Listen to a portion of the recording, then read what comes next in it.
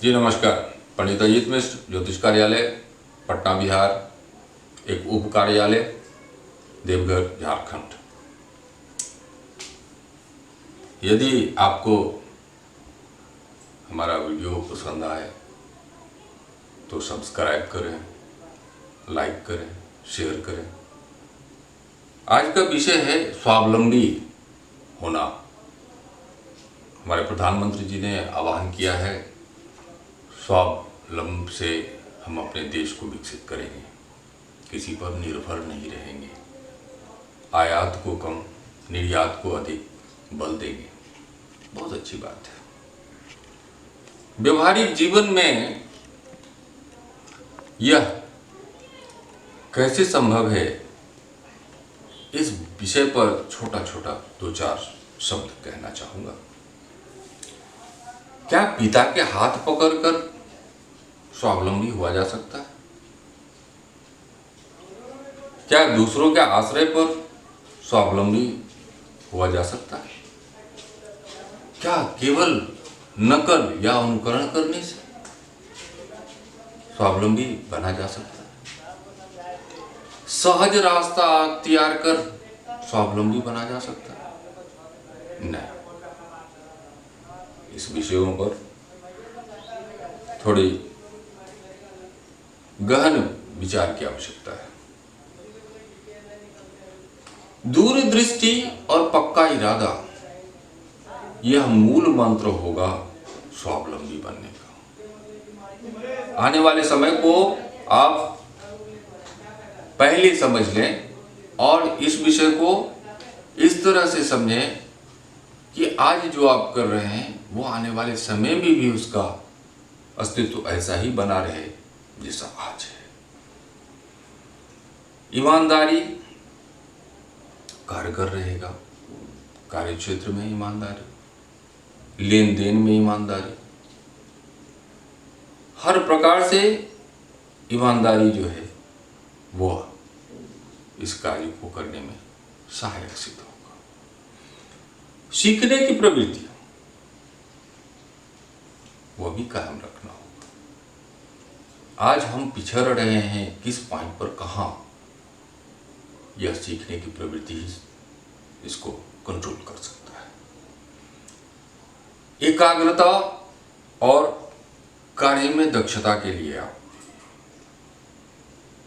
अपने कार्य के परफेक्शन के लिए आप कितने सजग हैं। आपके प्रोडक्ट्स आज के दिन में जितना यूजफुल है, क्या 10-20 बरस बाद भी उतना ही यूजफुल रहेगा? इस विषय में विचार करना होगा। और पूर्वजों के प्रति सच्ची श्रद्धा और सम्मान, क्योंकि भारतवर्ष को सोने की चिड़िया कहा गया है, तो कहीं विदेश से इंस्पायर होना आवश्यक नहीं है। आप अपने धरोहर को अगर खोजें तो स्वावलंबन चरण चूमेंगे आपके। अब मैंने कहा, पिता के हाथ को पकड़कर हमेशा मजदूर की तरह अगर आपकी मानसिकता बनी रही, ये कर लो वो कर लेगा, यहां वो रख दो वो रख देगा। इसी तरह कुछ बच्चे ऐसे भी होते हैं कि पिता ने कहा वो कर लिया। नहीं, पिता के कहने से पहले तुम कर लो। यह वह मूल मंत्र है जिससे कि भविष्य में तुम अपने पैर पर खड़ा हो सकती हो, स्वावलंबी बन सकती हो, किसी की आवश्यकता नहीं होगी। हाँ, पिता जरूर एक बार आपको गाइडलाइन जो है वो दे देंगे, लेकिन बार बार पिता से पूछकर, अरे पिता के सामने एक ऐसा प्रस्तुत करो कि तुमने कुछ सीखा है दुनिया से और कुछ करना चाहते हो।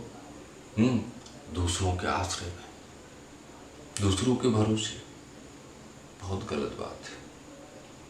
आप पर वो भरोसा करें, आप में क्षमता वो विकसित होनी चाहिए कि दूसरे आप पर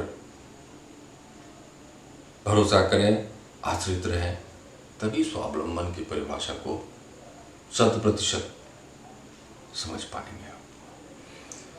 केवल अनुकरण चाइना ऐसा माल बनाया है, केवल अनुकरण से नहीं होगा। चाइना के सामान को एक कहा जाता है यूज एंड थ्रो, दोबारा आप उसको इस्तेमाल नहीं कर सकते हैं। नहीं साहब, हिंदुस्तान एक ऐसा चीज है, एक ऐसा प्रोडक्ट देता है जो धरोहर के रूप में बच्चे उसे सहेज कर रखते हैं कि हमारे पिता का कैमरा है, ये हमारे पिता का गाड़ी है, ये हमारे पिता का ये है, ये हमारे दादाजी यूज करते थे, या उसकी महत्ता है। तो अनुकरण, केवल अनुकरण से स्वावलंबन संभव नहीं है। फिर है क्या? तो नकल करें पर अकल से। अगर उसमें आप अकल नहीं लगाएंगे तो केवल नकल से वही चाइनीज माल बन पाएगा आपके यहाँ, हाँ, जो कि एक गरीब तबका पर बहुत भारी पड़ेगा। क्योंकि यूज एंड थ्रो का थ्योरी गरीबी बहुल क्षेत्रों के लिए बहुत ही घातक है। उसे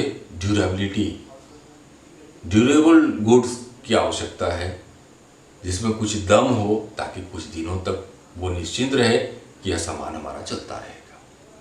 तो हिंदुस्तान को इस तरह के सामान को बनाना होगा जिसका कि चाइनीज का हाल ना हो। हमारे यहाँ चाइना की चीज़ों को काफ़ी तरजीह दी गई है, लेकिन वह बहुत ही घातक है। रिपेयरिंग में इतने आजीविका थे हमारे यहाँ, वो सब खत्म हो रहे हैं। तो कहने का मतलब है कि प्रोडक्शन को नकल से नहीं, अकल से, हम अपने कार्यान्वयन को नकल से नहीं, अकल से कार्य करें। सबसे बड़ी बात, सहज रास्ता। बहुत हृदय विदारक होता है जब हमारे आज के नौजवान शॉर्टकट खोजते हैं। शॉर्टकट, जिंदगी का कोई शॉर्टकट नहीं होता, कोई सहज रास्ता नहीं होता। घोर परिश्रम और अथक प्रयास से ही सफलता जो मिलता है वो बड़े मीठे लाभ और सुख देता है। तो नौजवान, शॉर्टकट की फिर में नहीं रहो। किसी चीज का शॉर्टकट नहीं होता।